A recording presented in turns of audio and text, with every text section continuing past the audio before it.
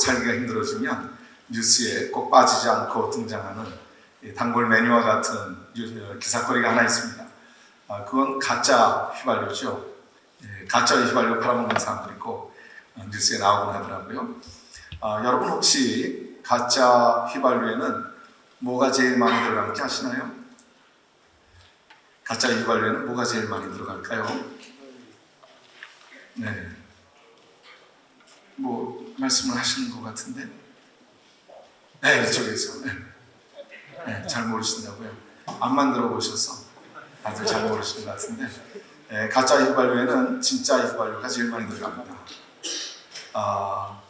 거반 다 진짜고요. 가짜 조금 섞으면 그거 가짜라고 그러죠. 사실은 생각해보면 조금 억울한 생각이 들어요.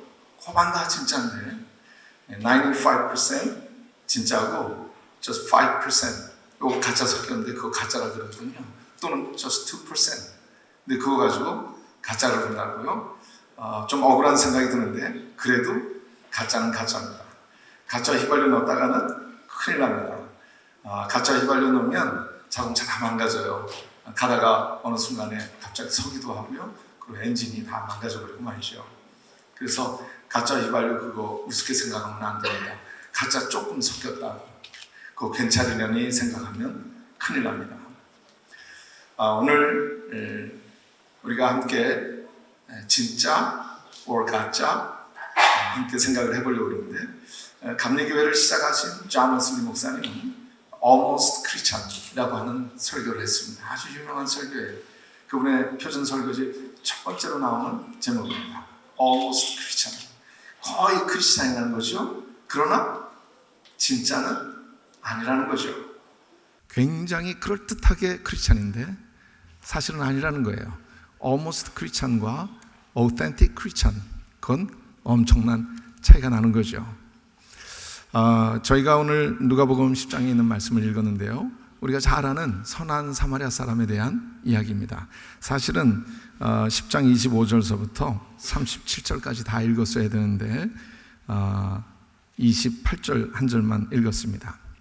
오늘 이 말씀에 보게 되면 아주 진짜 같아 보이는 가짜가 하나 등장을 합니다. 25절에 보니까 이렇게 말씀해요. 어떤 율법 교사가 일어나 예수를 시험하여 이르되 선생님 내가 무엇을 하여야 영생을 얻으리까? 지금 굉장히 중요한 질문을 가지고 왔습니다. 근데 이 사람은 보니까 율법사라고 소개를 하고 있어요. 영어 성경에는 이렇게 표현을 했습니다. An expert in the law. 그러니까 말씀의 율법의 전문가예요. 율법을 연구하고 율법 가르치고 그런 율법의 전문가입니다. 굉장히 진짜 같아 보이는 사람인데 근데 사실 진짜는 아니었어요. 뭘 보면 알 수 있는가 하면 이제 이 사람이 예수님께 나와서 두 가지 질문을 하거든요. 첫 번째 질문은 뭔가 하면 내가 무엇을 하여야 영생을 얻으리까? 인생에 있어서 가장 중요한 질문이죠. 영원한 생명에 대한 질문. 그런데 사실은 이 질문보다 더 중요한 것은 그 질문의 의도입니다. 질문의 내용보다 더 중요한 건 왜 그 질문을 하는가? 질문의 의도죠. 그 속에 무슨 생각을 품고 질문하는가 하는 거죠. 여러분들도 수업 시간에 질문도 하고 또 서로 질문해 가면서 토론을 하게 될 때 많이 있을 텐데 우리는 그 사람이 왜 지금 저 질문을 하고 있나 그 의도를 보게 될 때가 있죠. 지금 이 사람이 예수님 앞에 나와서 영생에 관한 아주 굉장히 중요한 질문을 했는데 사실은 그의 의도는 뭐였는가 하면요.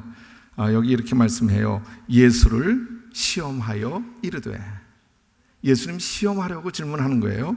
영어 성경은 이렇게 표현하죠. To test Jesus. 예수님 테스트해 보려고 지금 질문하는 거예요. 그러니까 정작 이 사람의 마음속에 영생에 대한 관심은 없습니다. 겉으로는 지금 어떻게 해야 영생을 얻겠습니까? 굉장히 중요한 질문을 했지만 속에는 영생에 대해서는 전혀 관심 없어요.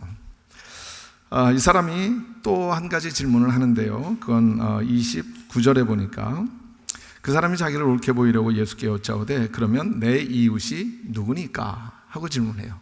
그럼 내 이웃은 누구죠? 이웃을 내 몸과 같이 사랑하라고 그랬는데 그럼 내가 내 몸과 같이 사랑해야 할 내 이웃은 누구죠? 굉장히 중요한 질문이죠. 그런데 이 질문의 의도가 무엇인가 하면요, 자기를 옳게 보이려고. 영어 성경은 이렇게 표현하죠. To justify himself. 자기를 잘 보이려고.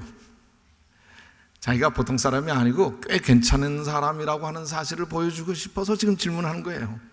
내 이웃이 누구인지 알고 싶어서, 답을 얻고 싶어서 예수님으로부터 뭔가 배우고 깨닫고 또 그렇게 살고 싶어서 질문하는 게 아니고요, 자기를 드러내려고 질문을 한 겁니다. 그래서 이 사람은 꽤 진짜 같아 보이는 사람이었으나 사실은 가짜인 거예요.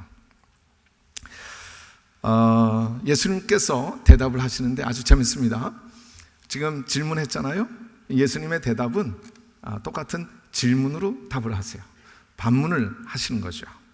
뭐라고 물으시는가 하면 26절에 이렇게 말씀합니다. 예수께서 이르시되 율법에 무엇이라 기록되었으며 내가 어떻게 읽느냐, 그렇게 질문하세요.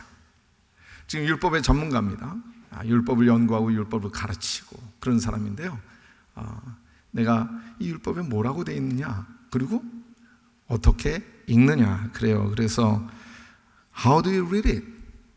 어떻게 읽는가? 우리 기독교는 경전의 종교입니다. 그래서 성경을 믿죠. 우리에겐 텍스트가 있어요. 이것이 하나님의 말씀이라고 우리는 믿고, 또 여러분들은 또 이 말씀에 대해서 공부를 하시는 분들인데, 근데 중요한 건 어떻게 읽느냐 하는 거죠. 어떻게 읽는가, 무엇을 읽는가도 중요하겠지만 어떻게 읽는가가 굉장히 중요하죠. 왜냐하면 그냥 어떻게 읽느냐에 따라서 여기에 있는 말은 그냥 말이 아니고 글은 그냥 글이 아니고 이야기는 그냥 이야기가 아니거든요. 이 말은, 이 글은, 이 이야기는 우리의 삶으로 들어와서 우리의 생명이 되고 우리의 삶으로 다시 이어져 가는 거거든요. 우리 예수님께서는 말씀이 육신이 되어서 오신 분이라고 그랬습니다. 그러니까 이 말씀이 우리 속에 들어가게 되면, 그러면 그것이 우리의 생명이 되고 우리의 삶이 되는 거예요. 그래서 우리가 이것을 어떻게 읽는가 하는 게 굉장히 중요합니다. 그래서 예수님은 오히려 제 질문으로 답을 주시는 거예요. 너는 어떻게 읽니? 그리고 물으시는 겁니다. 또 두 번째 질문에 대해서도 답을 해 주시는데, 뭐라고 대답하는가 하면 36절에 내 생각에는 이 세 사람 중에 누가 강돈 만난 자의 이웃이 되겠느냐, 그렇게 물으세요. 내 이웃이 누굽니까? 그러니까 이제 선한 사마리아 사람 이야기를 해 주시고는 그 다음에 도대체 누가 이웃이 되겠느냐 하면서 물으시는 거예요. 이 율법사가 이런저런 대답을 하니까 예수님이 그제서야 진짜 대답을 하십니다. 예수님의 진짜 대답은 이겁니다. 28절의 말씀, 오늘 읽어주신 말씀인데요, 예수께서 이르시되 네 대답이 옳도다. 이를 행하라. 그러면 살리라. 그러셨어요. 영어 성경은 이렇게 표현합니다. Do this and you will live. 해라. 그러면 살 거다. 그러니까 얼마나 알고 있는지, 얼마나 저가 전문가가 되어서 많은 것을 깨닫고 이해하고 그리고 그것을 가르칠 만한 능력을 가졌는지 이건 전혀 중요하지 않네요. 예수님은 Do this, 해라. 그러면 살 거야. 그렇게 말씀을 하십니다. 또 한 가지는 이렇게 대답을 해주시죠. 37절에 보니까 이르되 자비를 베푼 자니이다. 예수께서 이르시되 가서 너도 이와 같이 하라. 그래서 Go and do likewise. 그렇게 말씀하세요. 가서 해. 우리 예수님께서 갖고 계신 진짜와 가짜의 판별 기준이 어디에 있는지 우리가 여기서 분명히 깨닫게 됩니다. 예수님은 그가 뭘 알고 있나 거기는 관심이 없으세요. 그것 가지고 진짜 가짜를 판가름하지 않으십니다. 얼마나 이해하고 얼마나 지식을 쌓았는지 그것에 아무런 관심이 없으신 것 같아요. 만일 얼마나 알고 있나, 얼마나 이해하고 있나, 얼마나 전문가가 되었는가 그것에 관심을 가졌다면 오늘 여기 질문을 가지고 나온 율법사 만한 사람 찾기가 쉽지 않았을걸요. 그런데 예수님의 관심은 그것에 있지 않았습니다. 예수님의 관심은 어떻게 사나, 삶에 관심을 갖고 계셨어요. 사는 게 중요한 것이죠. 아무리 많이 알고 있으면 뭘 하겠어요? 우리가 연세신학 공동체에서 남들이 다 흠모할 만한 곳이죠. 이곳에서 공부하는 놀라운 특권을 지금 여러분은 누리고 계시는데요. 우리가 여기서 얼마나 많이 배우고 얼마나 훌륭한 선생님들을 만나고 그리고 얼마나 지식을 쌓으며 전문적인 훈련을 받는가 하는 것도 중요하겠지만 그보다 더 중요한 것 있어요. 그것만 가지고 절대 진짜가 될 수 없거든요. 우리 예수님이 관심하는 어떻게 사나, 우리 예수님의 관심은 삶에 있습니다. 삶에서 결국 답이 나오는 거죠. 진짜인가 가짜인가. 기자 분립, 과자 불행이라는 말이 있습니다. 기자 분립이라는 말은 까치발을 하고 서 있으면 오래 서 있을 수 없다는 말이에요. 우리가 가끔 까치발 할 때 있죠? 좀 크게 보이려고 사진 찍을 때 뒷자리에 있으면 까치발을 들고 조금 더 커 보이려고 애쓸 때가 있습니다. 그러나 잠시는 그렇게 크게 보일 수 있을런지 몰라도 그렇게 서 있을 수는 없어요. 잠깐 그리할 뿐인 것이죠. 과자 불행이라고 하는 말은 가랭이를 벌리고는 걷지 못한다는 그런 뜻의 말이죠. 거드름을 피면서 폼 잡고 그리고 가랭이를 벌리고 걸어가면요 몇 발자국 가지 못한다는 말입니다. 진짜처럼 구는 것은 할 수 있어요. 진짜같이 행세할 수 있습니다. 그러나 얼마 가지 않아서 다 드러납니다. 진짜는 드러나게 되어 있어요. 가짜는 다 들통나게 되어 있습니다. 우리 예수님은 우리의 중심을 보신다고 그랬습니다. 중심만 보시나요? 아니에요. 우리의 행함을 보세요. 우리의 삶을 보십니다. 예수님 우리의 마음만 보시는 분이 아니세요. 우리 어떻게 사는지 거기에 굉장히 관심 가지시고 어떻게 사는가를 보시는 분이십니다. 그래서 우리 예수님이 보시기에 진짜가 그게 진짜인 거죠. 예수님 보시기에 가짜면 그건 가짜일 수밖에 없습니다. 예수님이 갖고 계신 기준, 그 앞에 진짜가 될 수 있어야 될 텐데 하는 고민이 생깁니다. 이 말씀 앞에서. 우리 한국말에 제가 아주 참 좋아하는 말이 있는데 얼싸안는다는 말이 있습니다. 얼싸안는다. 서로 끌어안고 허그한다고 그러죠. 그럴 때 우리는 얼싸안는다는 말을 하는데요. 얼싸안다. 얼이 뭐죠? 얼. 그 순우리말인데요. 영혼이죠. 얼이 곧 영혼입니다. 영혼을 끌어안는 거예요. 영혼을 쌓아안는 거예요. 영혼을 보듬는 거예요. 영혼을 품는 거죠. 우리말에 이렇게 참 좋은 말이 있네요. 얼싸안는다는 말이 있어요. 오늘 우리가 선한 사마리아 사람 비유의 말씀을 읽었는데 사실은 이거 다 읽었다고 해야죠. 선한 사마리아 사람, 그는 지금 여리고를 향하여 가고 있었습니다. 그러다가 강도 만난 사람, 강도에게 당해서 겁안 죽어가고 있는 사람을 만났어요. 아마도 이 선한 사마리아 사람도 무척 바빴을 것 같아요. 그러나 그는 가던 길을 멈추고 강도 만난 사람과 함께 그의 시간을 나눕니다. 아마 그에게도 재물이 얼마나 많았는지는 잘 모르겠으나 재물이 굉장히 귀중했을 거예요. 중요했을 거예요. 그런데 그 강도 만난 사람과 함께 재물을 나눕니다. 그래서 포도주를 붓고 상처를 싸매어주고 그리고는 또 짐승에 태워서 주막에 데리고 가서는 또 거기다가 또 필요한 비용을 지불을 하고 그리고 내가 돌아올 때까지 이 사람 다 치료해 주시오. 내가 비용 다 될 테니 그러면서 그의 재물을 나눠요. 강도 만난 사람이 누워있는 그 골짜기는 굉장히 위험한 골짜기였을 겁니다. 그리고 강도 만난 사람을 보면 나도 어느 순간 당할런지 모르잖아요. 위험을 느꼈을 텐데 그는 그 자리에서 강도 만난 자를 부둥켜 안습니다. 그리고 위험을 함께 나누는 거예요. 사실은 그의 생명을 나누는 것이죠. 저의 생명도 어떻게 될지 모르는 그 위험한 자리에서 말이죠. 그러니까 지금 여기 선한 사마리아 사람의 이야기는 어려움 당한 사람을 도와준 게 아니에요. 지금 선한 사마리아 사람은 지금 강도 만난 사람 지금 어려움에 처하여 있으니까 그거 좀 도와줘야 되겠구나 한 게 아닙니다. 이 사람은 강도 만난 사람을 얼싸 안은 거예요. 그 영혼을 품은 거예요. 그렇기 때문에 그는 그의 시간을 나눌 수 있었고요, 그의 재물도 나눌 수 있었고요, 그리고 그의 생명까지도 함께 나눌 수 있었던 것이죠. 그래서 이 선한 사마리아 사람의 이야기는 그냥 어려움 당한 사람 만나게 되거든 착한 일 해라, 그런 말씀이 아니라고 저는 생각합니다. 이 말씀은 우리에게 윤리와 도덕을 가르쳐 주시는 말씀이 아니에요. 지금 우리 주님이 이 말씀을 통해서 우리들에게 가르쳐 주시고자 하는 것은 너 어떻게 살래? 하는 질문입니다.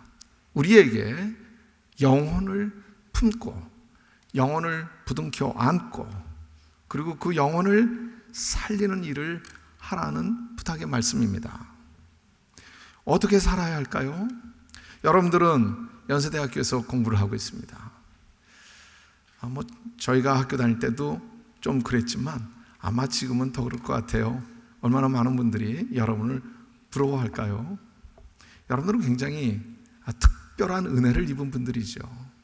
연세대학교에서 이렇게 신학공동체에 함께 학부에서 또 대학원에서 공부할 수 있다고 하는 것, 특별한 하나님의 은혜라고 생각합니다.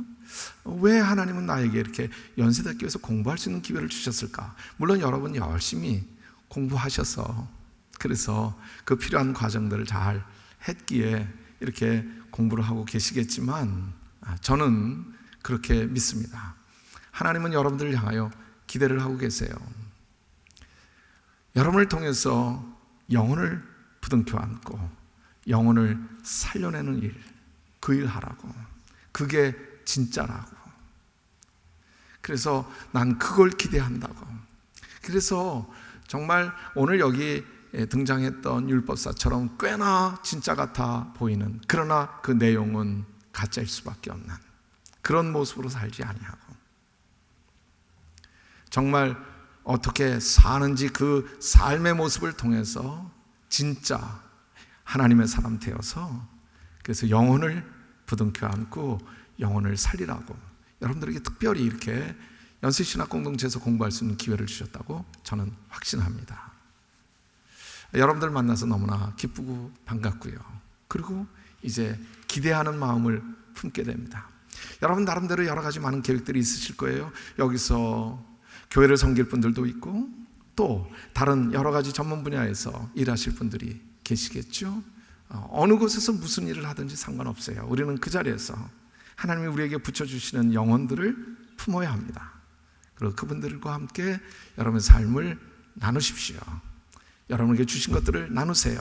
그것이 시간이었던, 재물이었던, 재능이었던 그 어떤 것이라도 함께 나누십시오. 그리고 우리 함께 예수 그리스도의 진짜 제자 되어서 우리를 통해서 하나님 하시고자 하는 일들을 아름답게 이루어가는 우리 연세신학 공동체 모든 가족들이 되기를 주님의 이름으로 축복합니다. 기도하죠.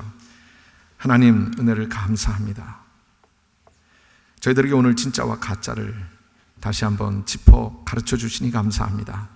때로 진짜 같아 보이고 싶어서 그냥 진짜 같아 보이는 것에서 그치고 말았던 우리의 삶의 모습을 돌아보며 회개합니다. 부끄러움을 고백하오니 용서해 주시옵소서. 주님 보시기에 진짜가 되고 싶습니다.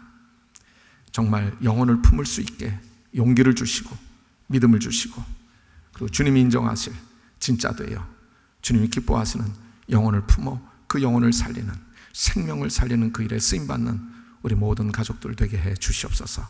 감사드리며 예수님의 이름으로 기도 올립니다. 아멘.